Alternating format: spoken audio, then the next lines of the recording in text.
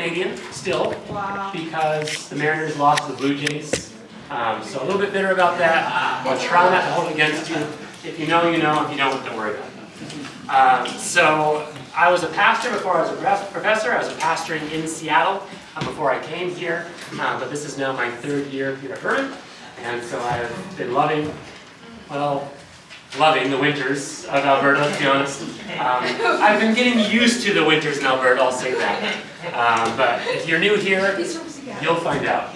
See, like, if you know about Vancouver, Seattle's basically the same thing, so we don't really get real winters in Seattle, so I'm getting used to it. But today I'm going to do a lot of discussion, and by discussion, it's a big class, right? So we can't have everybody.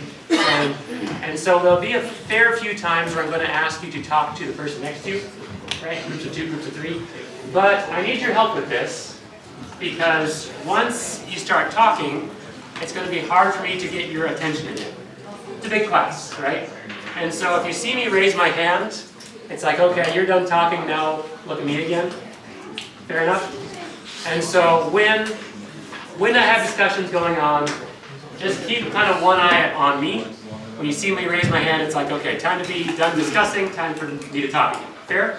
Yeah. All right, so let's practice.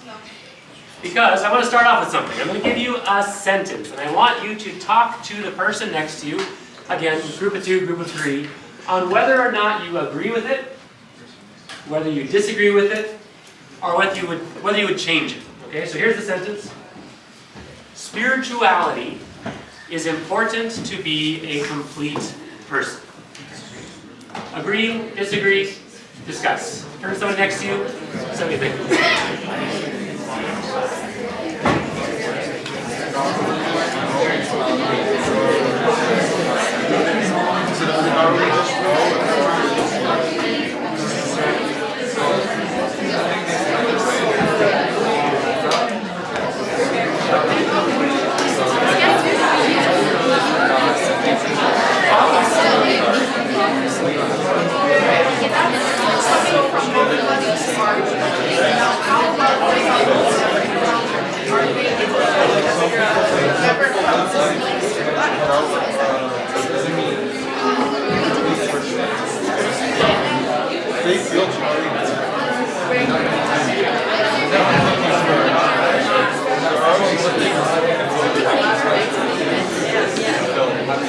Not just that,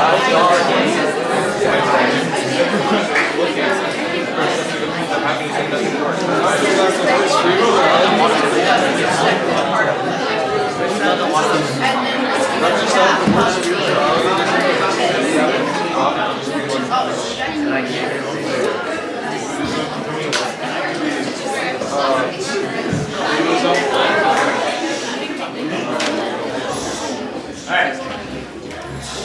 Thank you. You did well. Good job. Didn't take too long. So, I don't just want to see like a show of hands or anything, but does somebody want to argue for one way or the other? Who would say, if you say agree, does someone want to tell me why? If you say disagree, does someone want to tell me why? I'll hear from a couple of you. Agree, disagree? You would change it? What do you think? Anyone have thoughts? Yeah. So I would say that I agree, because one proof of that is that people who don't believe in God per se always are looking for this sort of thing elsewhere. For example, third eye, chakras, the universe, manifestation. So everybody's searching for it in one way or another. So agree, because we're all searching for meaning, maybe is how we could say that, right? Because even people who don't have a religion necessarily, they look maybe elsewhere for their meaning. Yeah. Okay. I disagree. Okay. Even though people may look for a meaning or answer to a question, spirituality doesn't always have to be where they get their answer. There's some people who find their whole filled by physical or other people. So in other words, what he's saying is some people would find meaning outside of spirituality, just in other places. Other thoughts? We'll take one more if somebody has an opinion before I move on. Alright, so we're talking about spirituality here. Even though I gave this to you, I have a problem with it. Dr. Donker might know what it is, because academics, we always have to define our terms. What do you mean by spirituality? Right? Maybe that's the problem. I haven't told you what spirituality is yet. And so maybe you would disagree because you have a certain view of spirituality. Maybe you'd agree because you have a certain view of spirituality, right? And so I want to begin today by unpacking what spirituality is. We talk about something that is spiritual, you talk about having spirituality in your life. Again, from kind of a broad sense, what do we mean? Okay? And to begin with, I'm going to show you a guy. This guy is Rudolf Bultmann is his name. Very friendly looking fellow, as you can see. Anybody know who this is? 50 made up points if you do, because I'd be very impressed. He's German. How'd you know? It's on the screen. So he is a German. He was a Lutheran theologian. You can see when he was alive. And so, because he's a theologian, he's something that I study in my studies. And this guy Bultmann, he is a Christian. He was a Christian. He died a long time ago, but he was a Christian, and a very committed Christian. And in about the 40s, 50s, around there, he started being concerned because he noticed that a lot of the kind of young people who were going through the university, they were leaving the church. They were leaving the faith. Have you heard that before? People are always stressed about young people leaving the church, right? It's not just today. They've been stressed about that for a long, long time. In the 40s and 50s in Germany, they were worried about this. He was a university professor, and so he had, he sees his students coming through and not believing in God anymore, and he was worried about that because he himself was a genuine, believing Christian. And so he's a very, very intelligent man. He thought to himself, okay, how can we, in his case, he's a Christian, so how can we teach the Bible this method of spirituality in a way that will make sense to this young generation of 1940s, 1950s young people? And this was his response. He said, and he wrote extensively on this idea, we must demythologize the Bible. This is the solution. This is how we will keep young people in the church. Anybody have a guess? What does this mean? What does it mean to demythologize the Bible? What would you guess? Anybody? I'll take a hand because I hear a bunch of you. Yeah? I think he needs bring, evidence to support what he claims. Okay, so evidence is an important part, yeah. Make the Bible relatable to our times. That's the goal, yes. But what does it mean to demythologize something? What do you think? In the back.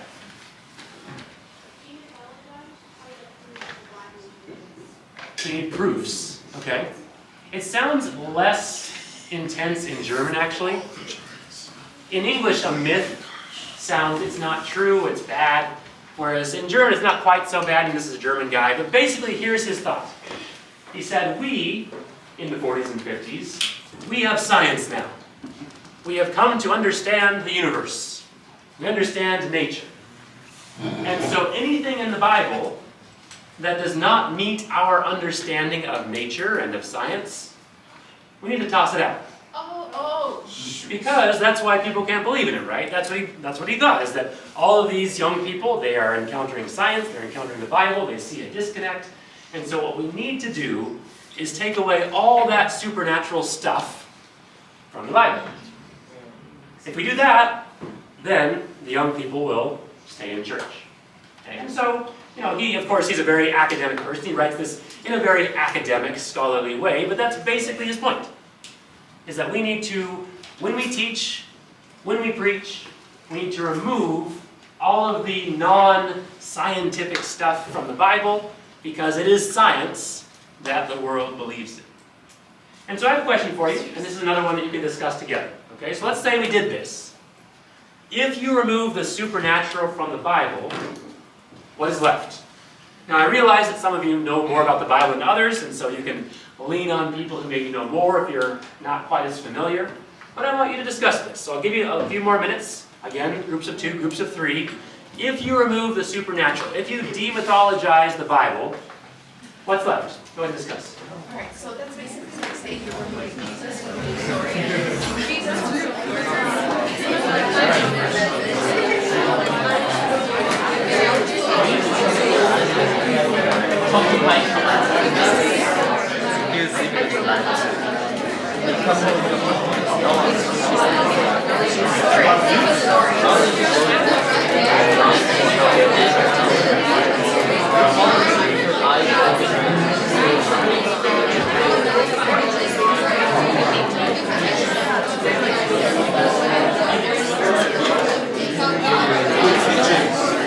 Good teaching.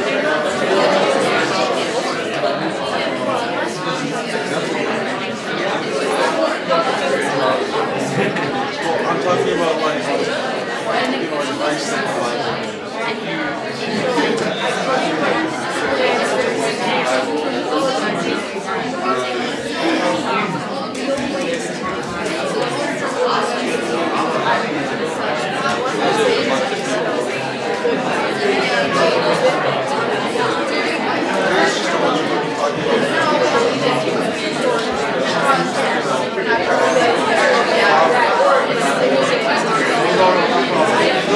They're not all.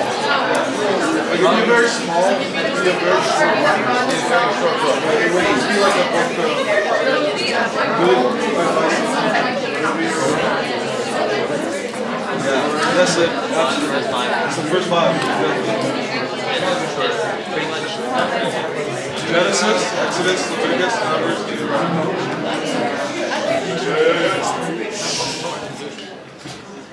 How many of you know who a man named Thomas Jefferson is? Or Thomas Jefferson? Yes. So, famous founding father of the United States. He did this. Now, he's living before Bultmann, but he literally took scissors to the Bible. And he said, I believe in science, and so I'm going to literally cut out everything in the Bible that doesn't make sense scientifically. And so you can go, if you go to the Smithsonian in Washington, D.C., you can see Thomas Jefferson's Bible. It's pretty thin. It's not a whole lot in it, to be honest with you. But I'm going to turn it back to you, same question, but with one small change. And I want you to discuss this, okay? So we just talked about if you remove the supernatural from the Bible. So one small change, if you remove the supernatural from spirituality, what is left? Okay? And so I've just changed the one word. Discuss again. What do you think?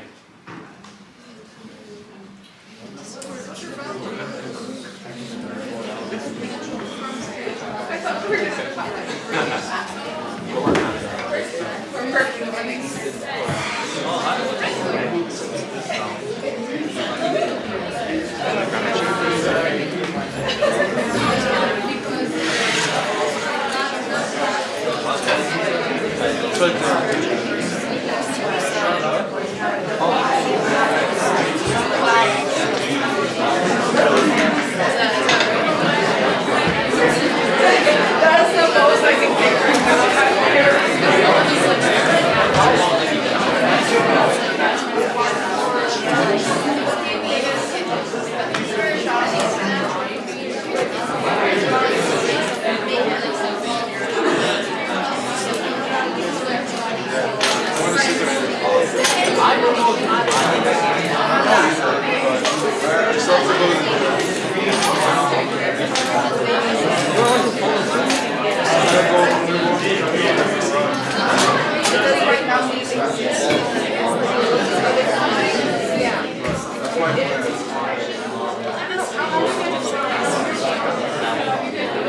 I hope they wake me up at 6 o'clock and I can go straight.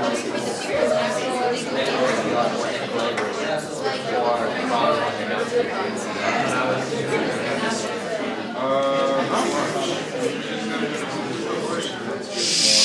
All right. So here's what I want to know. Here's what I want to know from you. Did your answers change between those two discussions? Yeah. Okay, so we had one, what happens if you take supernatural from the Bible, and then two, what is left if you take supernatural away from spirituality. So what I want to hear from you, how did your answer change based on which question it was? Or did it change?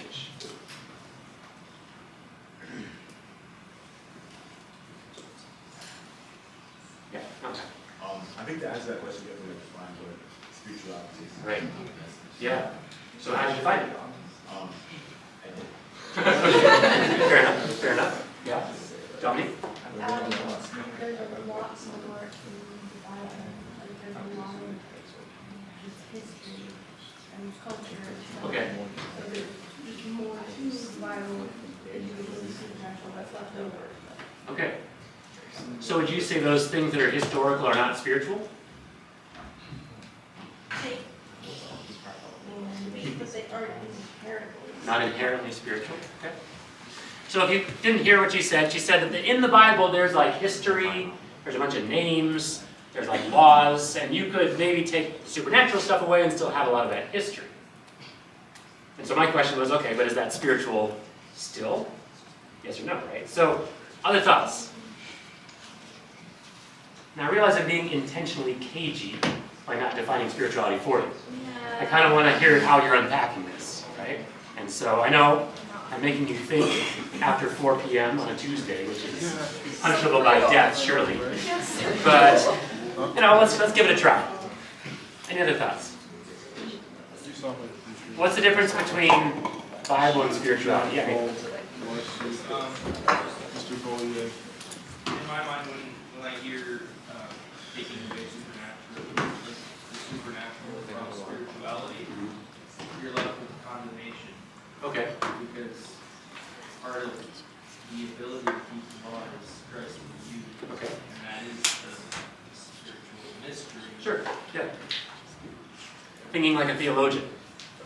Right, but yeah, it's true, right? Because, at least from the Christian perspective, we need spirituality to live out the life that we want to live. Right? That is one of the tenets of Christian teaching, is that we cannot do much on our own without the help of the divine, right? Without the help of the spiritual. Good. Other thoughts? One more? Yeah, go ahead. The principle between the two is the same, Okay. but spirituality is more like an ideology, and the Bible is action, or like physical action. So then what do we think, and this I'll just open up to anybody, what do we think of this guy Boltmann and his plan? Do you think his plan worked? Do you think that a lot of people swarmed into the church when you cut out all the spiritual from the Bible? I see some shaking heads. Malachi, what do you think? I think it's easier to, in some aspects, to accept, Okay. I guess. Yeah. Because then you don't have to, like, believe in something that doesn't exist that you can't see. Yeah. In a sense. Yeah. Anybody been to Europe? Have you noticed when you go to Europe, there's like a church, an old church in every corner? Did you notice that half of them are bars now? Or nightclubs? Or just like other places where you can go and see a concert or something? So, I mean, I'm not going to... We can't put it all on Boltmann, of course, but I don't know if it worked. He tried this, and I'm not sure if it brought a whole bunch of people into the church. Why? Any thoughts? Why did this plan of his fail, do you think? Yeah. Because in what then is the purpose of the Bible? Okay. Okay.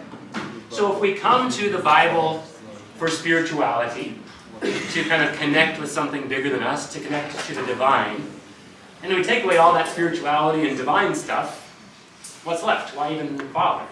Right? I go to conferences where we present our research, and there are people, believe it or not, who study the Bible, who teach the Bible, who are atheists. People who don't believe any of it, but they're experts in it. It's kind of weird. And they have, and I've had conversations with them, and they have said straight up, we shouldn't have jobs.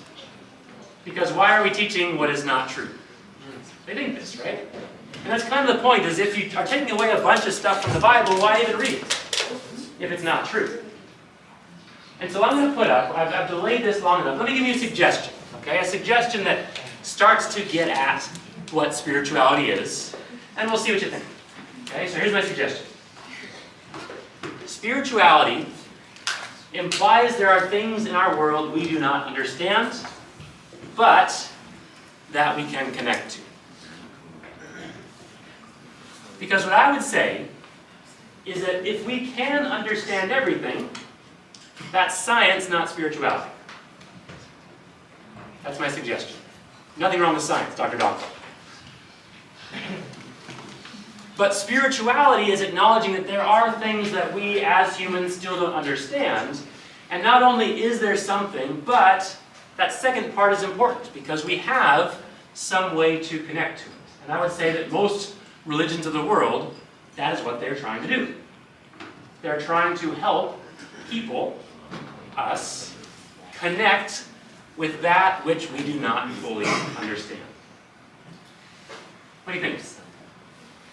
Make sense? Criticisms? Tweaks? What does that seem so far? Yeah. I would imagine someone replying to that, saying that it's similar to the God of the Gaps argument. Okay. I'm always, like, what would your take be on that? So right now I'm trying to be as expansive as possible, right? I've mentioned that, of course, I'm a Seventh-day Adventist Christian, but right now I'm trying to define spirituality as an entire big old genre. Now, when we get into Christianity, of course, there will be a much more narrow understanding, or Buddhism or Islam or whatever, right? So each individual religion would be able to speak to this in a much more narrow and constrained way, I would say. But you're kind of right that if we want to be this expansive, by definition, it's going to be nebulous. Is that kind of what you're getting at? Yes. So yeah, that is granted. And of course, like I said, I'm a Christian, and so I would have a much more specific thing.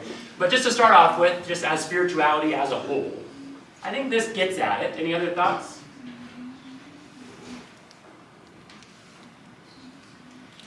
So here's something I just want to think to yourself. You don't have to turn to your neighbor for this, but just pause and think for a moment. When do you tend to feel the most spiritual?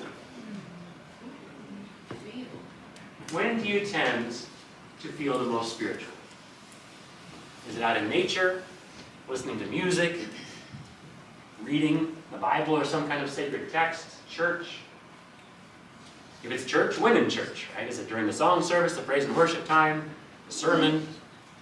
Probably not the children's story, I'm guessing, but maybe. I'm not going to tell you how to do your spirituality.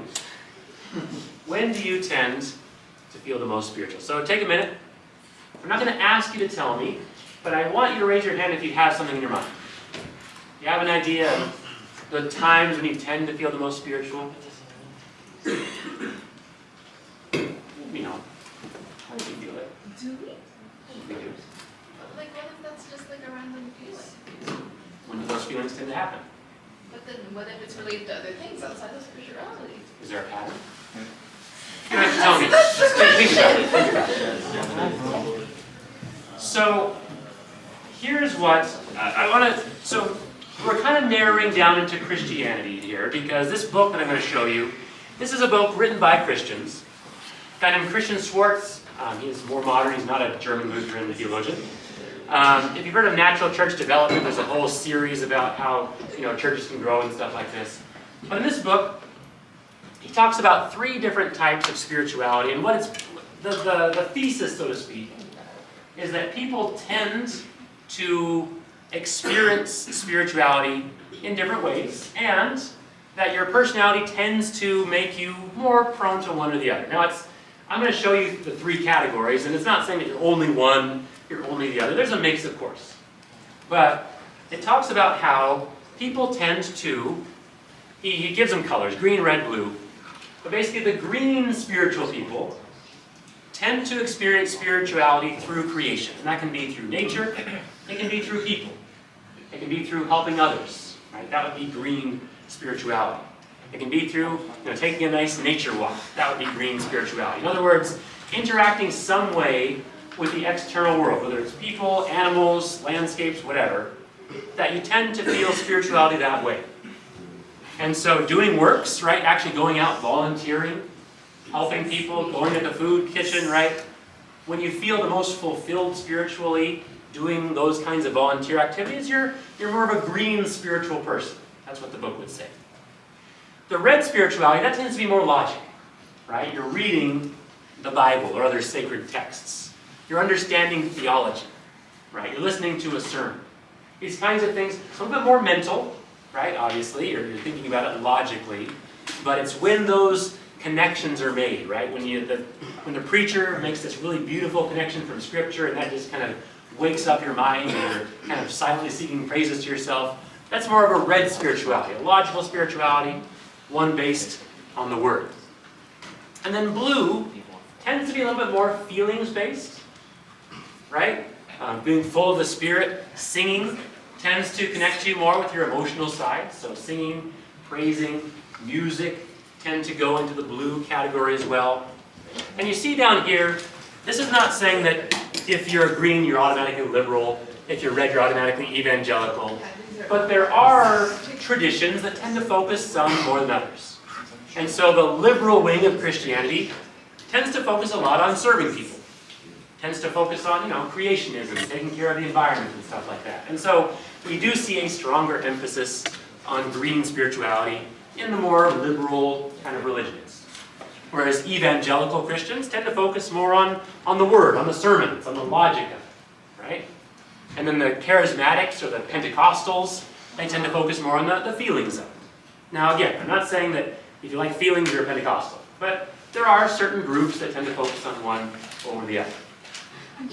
Rather than kind of sort everybody, what I'm more interested in is, let's grant this, right? Let's say that Christian Schwartz is right, that we as people tend to gravitate toward one of these.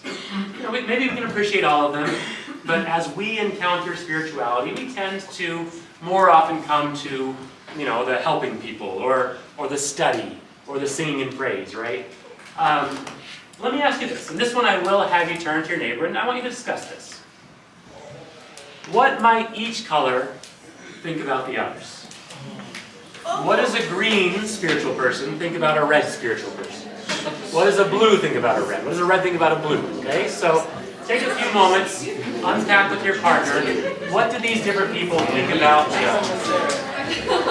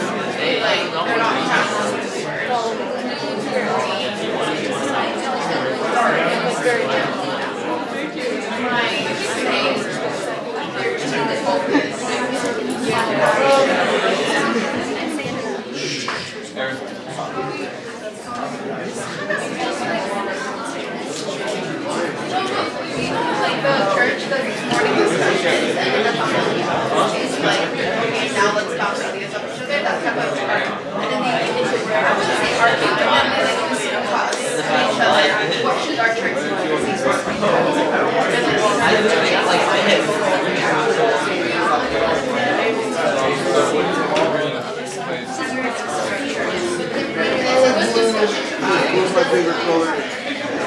Alright, I'm gonna go splash some water on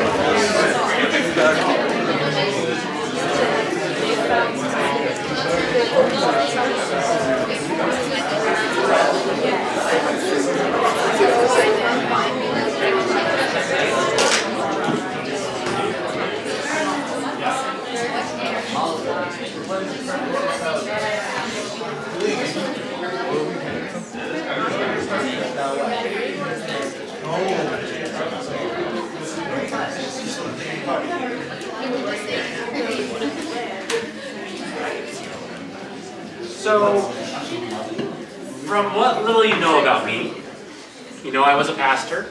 I currently am a professor teaching in the religious studies department. What would you guess my color is?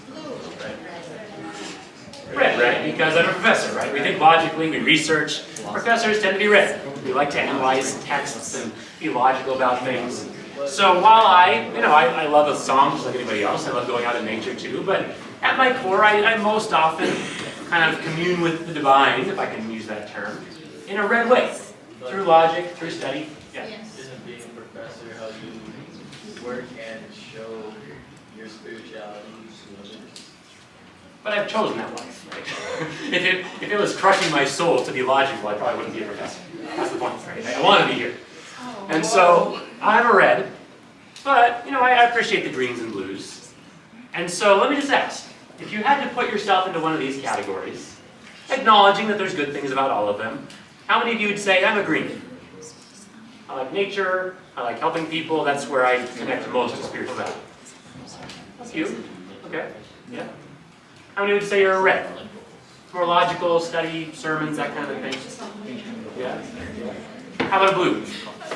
Music, singing, emotions, that kind of thing? Okay, cool. And so we have all three represented in this room. And so clearly what that means is that 1/3 of you are right, the other 2/3 are wrong, right? No. The whole point of this is to show that we approach spirituality differently, and I think that's okay. That's kind of the point of the book too, that that's okay, that we can be different and still worship, still be spiritual.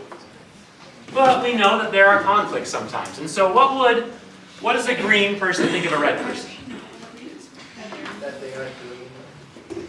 So green thinks that they're red, that it's kind of almost like a selfish religion. Kind of helping people. What else? What would a green worshiper think about a red worshiper? Yeah. What's the point of knowing the facts if you're not actually gonna do anything with it? Yeah, you're so worried about head stuff. When are you going to go out and do something, right? What does a red worshiper think about a green worshiper? Okay, you don't know enough, yeah. Social gospel. All you care about is the social gospel. You don't have true theology. Your beliefs are all messed up, right? What does a red think about a blue?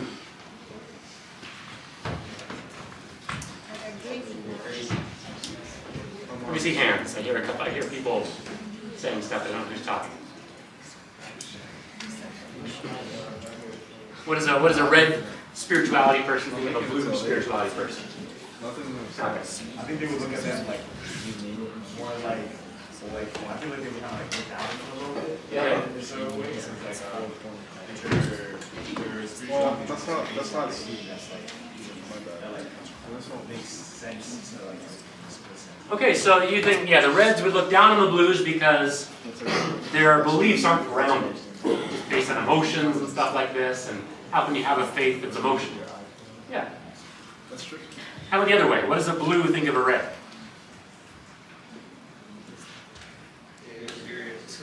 Too serious? Too detached? It's not real for them? Have you ever heard arguments, or about arguments in church, that come down to this? If you think about it? Not in church maybe, but about church. Right? The sermon's too long. You don't hear a red person saying that. You hear a green person or a blue. I mean, maybe it's really too long, maybe. But, you know. Or there's too much kind of lovey-dovey spirituality in the singing. I want just the facts. Oh, yeah. You heard this before? Yes. A lot of our conflicts when it comes to spirituality. Remember, the question was, what is spirituality, right? And part of the problem is that we come at spirituality differently. And so somebody can be going out and have a beautiful walk in nature and have this wonderful spiritual experience, and the other person is just swatting at flies and bugs and they don't care. Right? And so let's bring it back around to our friend Bultmann. Okay? He wanted to demythologize the Bible. He wanted to take away all that's supernatural, all that is myth, quote unquote, from the Bible. What do you think is a better way to approach spirituality? What do you think? Is there a place for the supernatural? I think all of us have experienced things in our lives that maybe we can't fully explain. Whether it's an answer to prayer, if you're Christian, whether it's just an experience that you had, whether it's an emotion, if you're more of a blue worshiper, right? Whether it's just a sense of fulfillment that you get beyond any sense of kind of rationality when you're serving other people.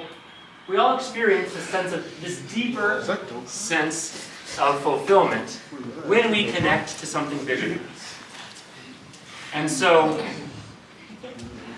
let me take, I'm aware that you usually get a break, and so I'm trying to gauge this whole thing. But I'll take a few minutes for this, and then we'll have a break, okay?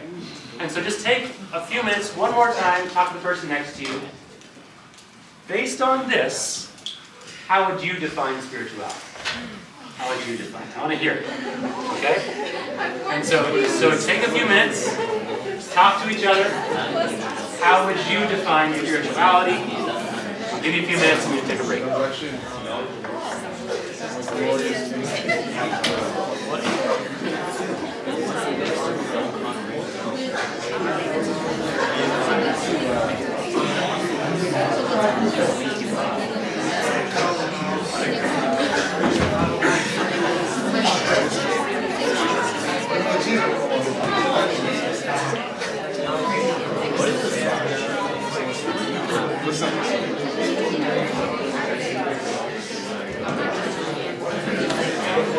Who's on the Dokkan, bro? Said I think, and then he stopped there. That's what I've been missing. Oh my gosh, that's actually.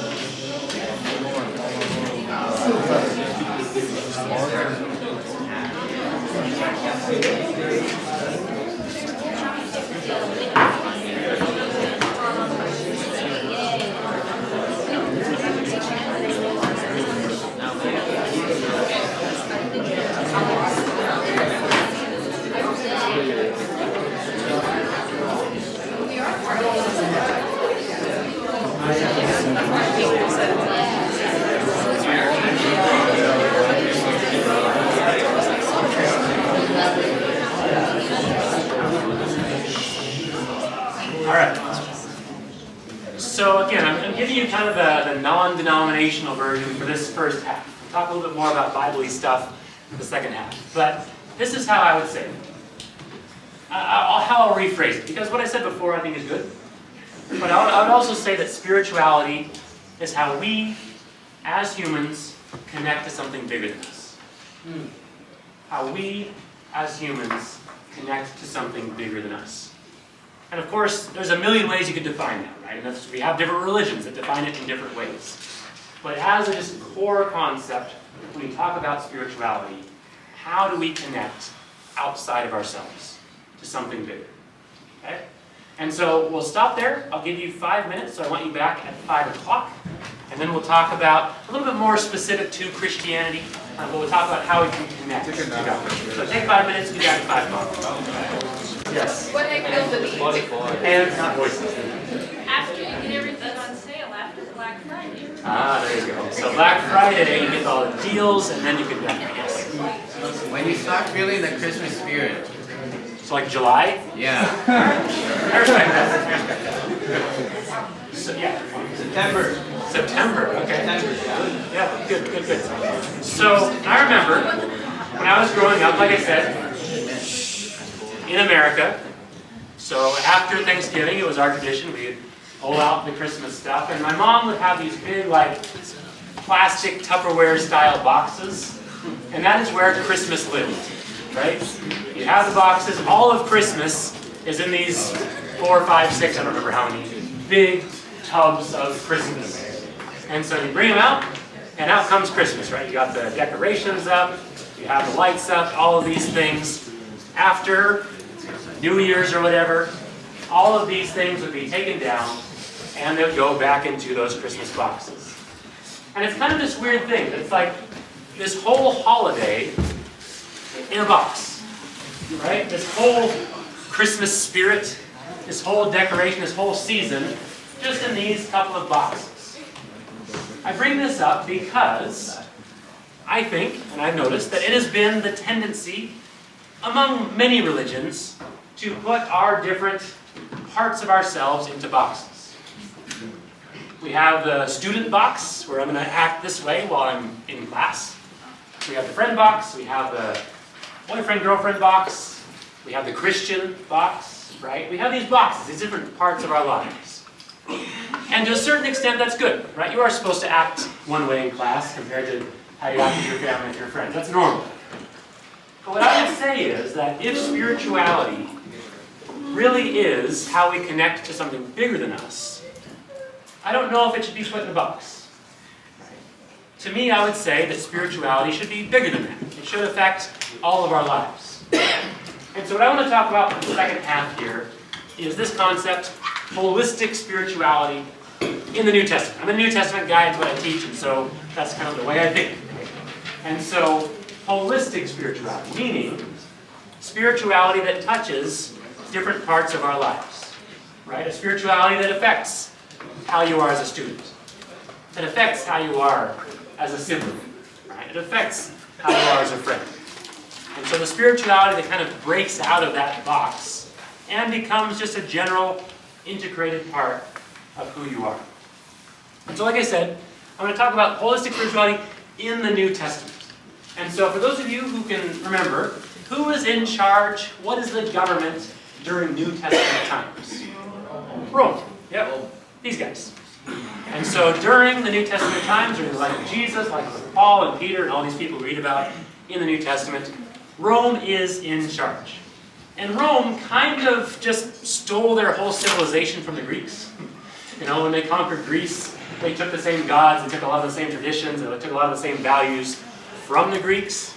And so oftentimes we call it the Greco-Roman culture, because it is a culture influenced by both Greeks and Romans. Because even though the Romans are in charge at the time of Jesus, a lot of their society and values and culture came from the Greeks. And so it's the Greco-Roman culture.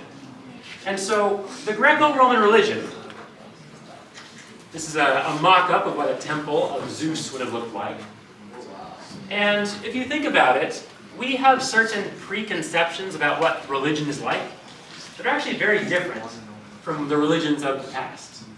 Because in religious thought in the ancient world, it didn't really matter what you did. The gods could bless you, could smile down upon you, even though you were a rotten, dirty person. You could lie, you could cheat on your spouse, you could do all of these things, but as long as you brought the right sacrifices to the gods, they're cool. They're good. If you do the right festivals, if you do the right sacrifices, if you say the right prayers, the gods and you will be tight. And it kind of makes sense because if you've read Greek and Roman mythology, the gods themselves are not particularly moral individuals. Right? Zeus is constantly cheating on his wife. Right? They're stealing each other, they're raping people. They're not really good people, the Greek and Roman gods. Right? And so it kind of makes sense why you wouldn't see a lot of morality implied in their religion. Now, that doesn't mean that they were all immoral people. They did have morality, but it had nothing to do with religion. It didn't even make sense. If you asked them, you know, okay, you worship Zeus, great. How are you supposed to live your life? They would say, I don't understand the question. Those two things have nothing to do with each other. Like, I'll sacrifice to Zeus, and that's it. I just live my life. There's no real connection between religion and what you might call ethics or morality. Right? And even, so they have the big kind of state-sponsored gods, the Zeuses, the Jupiters in Rome, the Ares, the Marses. But even with your own personal gods, this is a little shrine that you can find. This is in the British Museum. And so families back then, they would have their own personal gods. Not Zeus, not Hermes or whoever, but their own little personal deities that they would worship.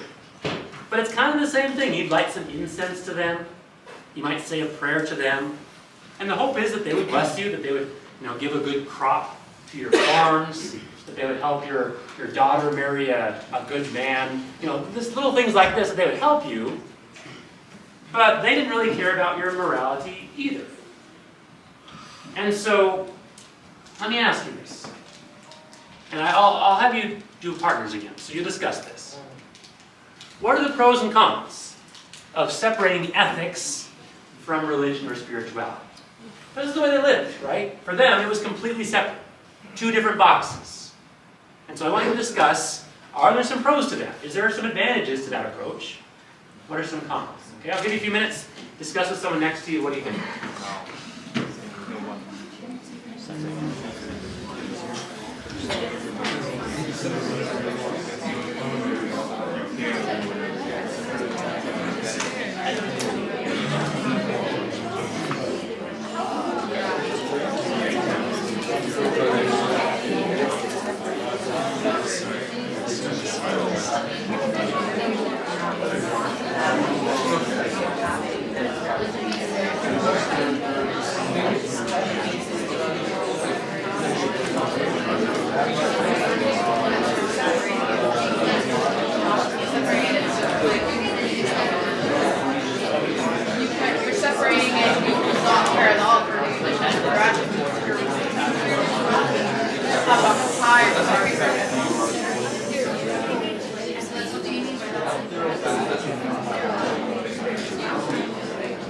That's how you're thinking. If you're thinking about actual religion, that would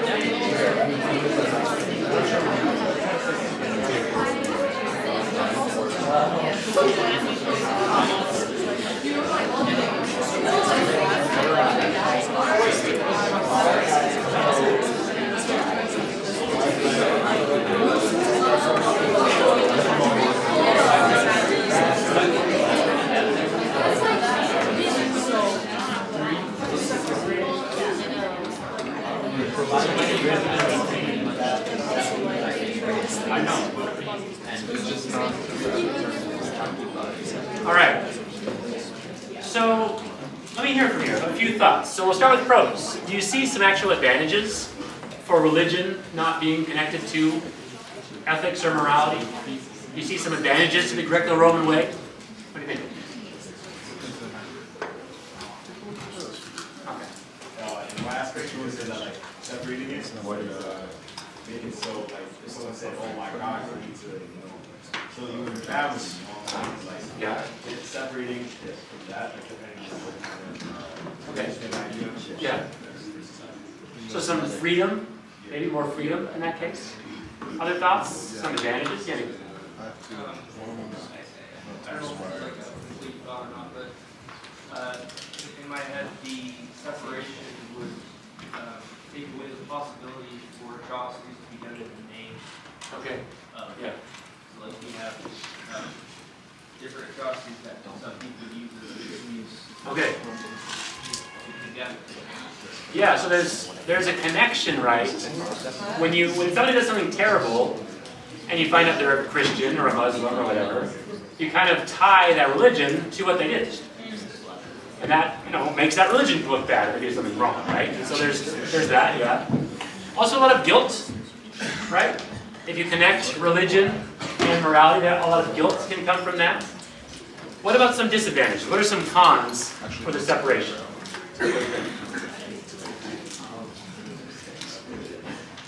Any thoughts? Yeah. I feel like a person who would actively separate the two would end up eventually down the road getting confused. Yeah. Very confused. Yeah. Where rather, if they were to combine the two, they would just support and strengthen each other. Good. So in other words, when they're together, when they're integrated, it provides kind of a holistic way of living your life. Whereas it almost feels schizophrenic if you're trying to do two completely separate things. Yeah, good point. Other thoughts?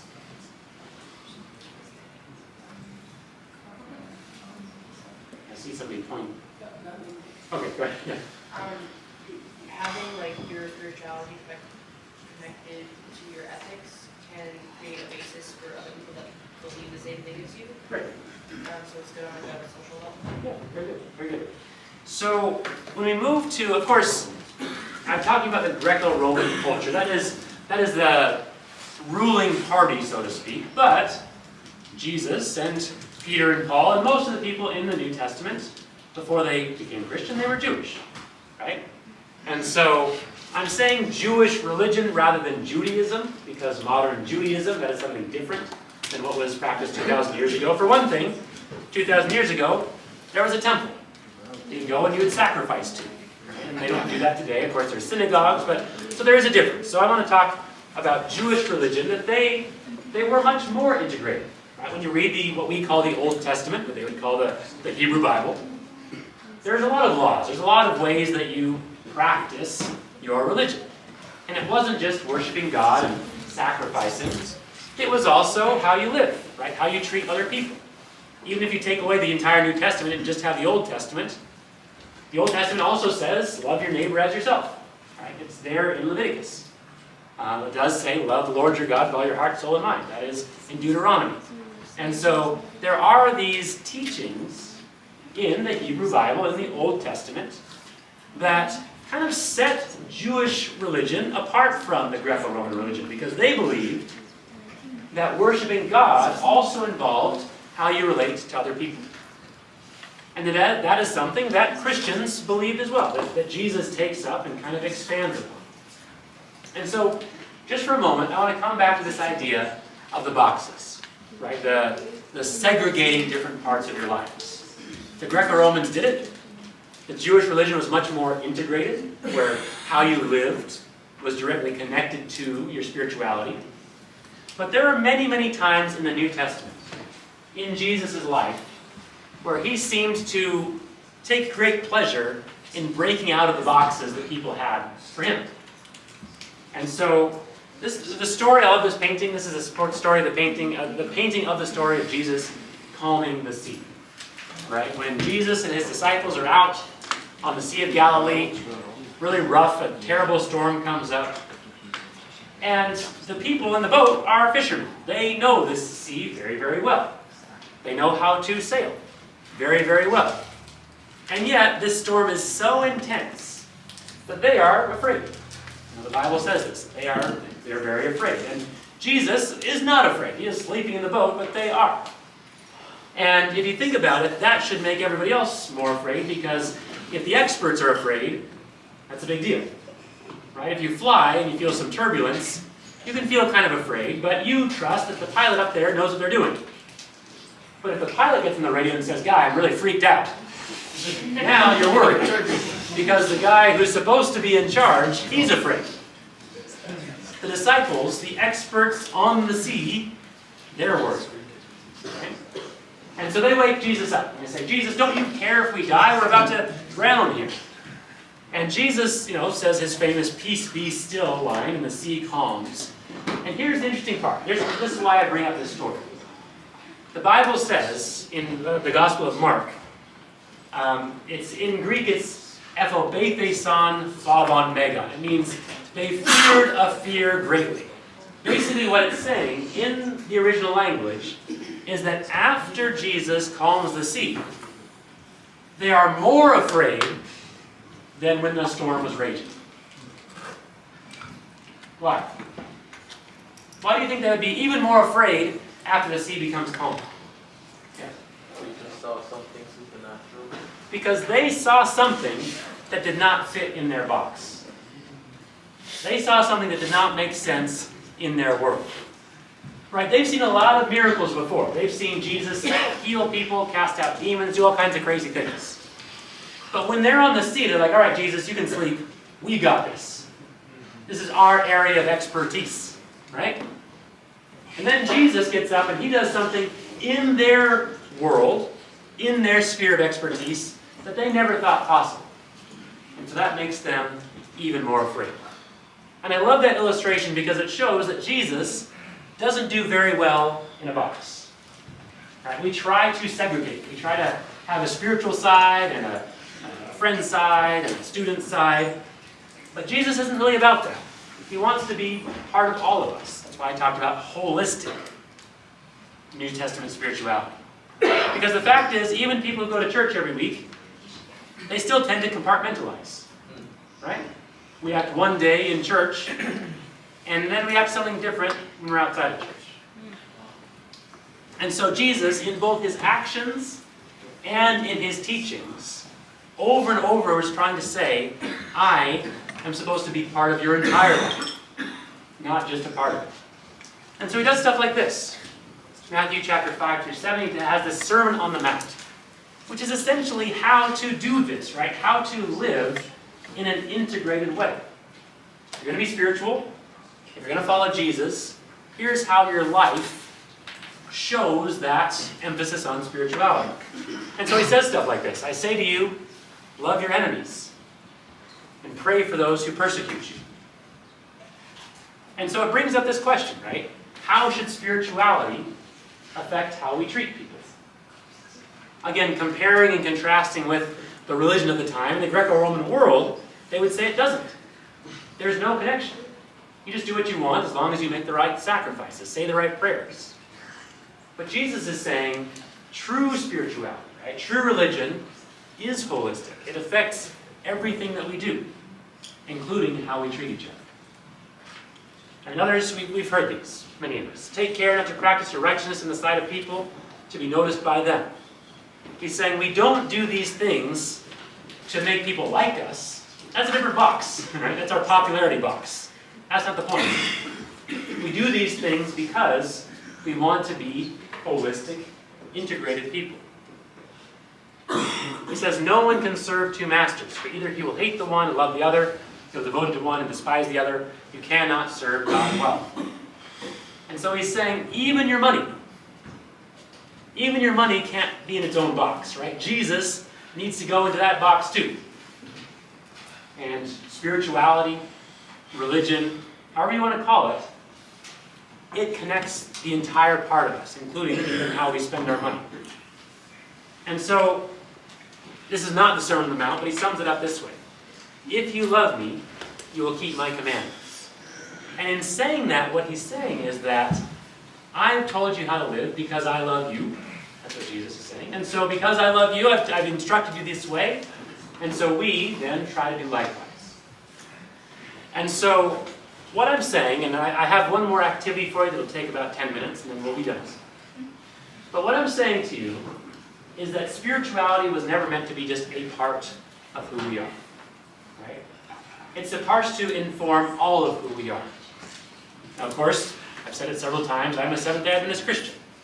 And so for me, that belief, that practice, informs who I am as a person. And I know many of you are Seventh-day Adventists, but many of you are not. And so I'm not trying to make you become a Seventh-day Adventist today, but I do want you to think about how your spirituality affects all of you. Right? This whole Getting on Track course, it's talked about a lot of different parts of what it takes to be successful here at Bourbon University. But I would say spirituality kind of goes along with all of them. Right? You could kind of sprinkle on the spirituality on every topic that you've experienced so far and every topic you will experience. Because if we are living holistic lives, then the beliefs that we have should affect everything. And so I want to talk about one more thing, and this is just a general spiritual practice. Okay? Now, of course, I'm going to use the Bible because, again, Seventh-day Adventist Christian. Right? But you can use this practice for any kind of religion that would work. And this is the practice of letting the Bible come alive. Because a lot of times, if you're a Christian, you're supposed to read the Bible. Sometimes it feels like a chore, sometimes it feels like an obligation. And so this is one way that I have found, especially when you read stories, to make it come alive, to make it more meaningful. Because ultimately, hopefully, we're reading this to be meaningful to our lives, not just for something interesting. And so this is the story we're going to talk about. It is the story of Jesus healing a blind man by the name of Bartimaeus. And here's what I want us to do. Okay? Like I said, this activity is called stepping into Scripture. And so you're going to do the group thing again. It'll be groups of 2, groups of 3. And I will give you a passage from the Bible to read. Okay? If you don't have a Bible handy, you've got a phone. If you have a Bible app on it, you can use that. I'll give you a website if you don't have a Bible app. So there's many easy ways to access this. And so you'll go to your Bible app, your Bible website, whatever. As a group, I want you to read these. It's like 6 verses. It's pretty short. Read these verses together. You can take turns if you want. And then I want you to imagine that you are one of the characters in the story and kind of define that. So one of you will be the blind man. Okay, so one of you decide, I'm going to imagine myself as Bartimaeus, the guy who's blind. One of you put yourselves into the place of the disciples. What are they thinking? What are they feeling? And if there's 3 of you, the third one can be Jesus. Okay? If there's only 2 of you, do Bartimaeus and disciples first. I think Jesus in some ways is the easy one because he's kind of like, we think about him a lot, right? But if there's 3 of you, you can do Bartimaeus, disciples, Jesus. So I want you to read, where is it? Here we go. Mark 10, 46 through 52. So read this together, and then assign roles. One person is Bartimaeus, one person is disciples, one person is Jesus. And think about what that person is feeling. Think about what that person is thinking as the story unfolds. Okay, so read it together, think about that, and then with that in mind, I want you to discuss these 3 questions that are on the board. Okay, so I give you about 5 minutes for this, so I want you to take some time with it. So go ahead, group up again, read the passage together. If you don't have a Bible app, this is a Bible website you can go to find it, BibleHub.com. Read them together, and then just... Ready, guys?